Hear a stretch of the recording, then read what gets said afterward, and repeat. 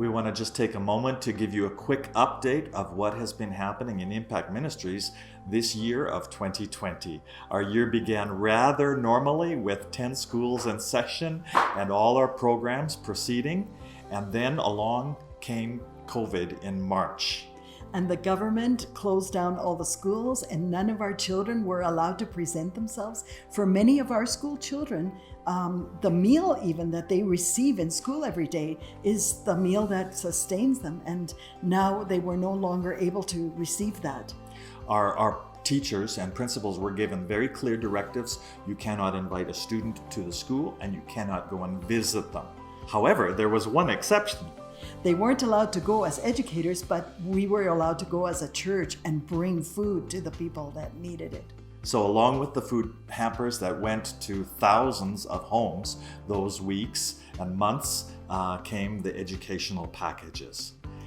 And then on top of COVID, in this time of year, which is called the hurricane season, we have had some devastating rains and floods come our way. And I grew up in Saskatchewan, so it's a little hard to understand, but we live in very steep mountainous country, and when the hills get saturated, it triggers landslides and all the water is flowing down these narrow valleys. So we have had villages covered with mud, homes lost, lives lost, villages flooded out where everyone had lost everything that they had. Everyone finds himself in danger, because if you live up on a hill, your house could slide down. If you live at the bottom of the hill, the mud could come and cover you. And if you live too far away from the hill near the river, you could be flooded out by the river. We've just been so blessed at your response in helping us to respond quickly to this crisis. And help after a crisis needs to be quick and immediate. And you've helped us to do that. We've been sending teams into these communities and to all our families and our staff. Our young leaders, they have just stepped to the plate.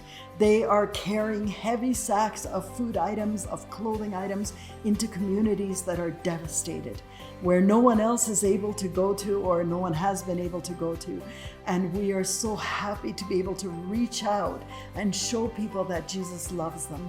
Taking food into the refugee centers and also to help the first responders, serving food to them and sharing the truth of Jesus. And I think the thing that just made my heart well with gratitude was somebody responded in Facebook and they said, "We know that that's what Impact Ministries is about."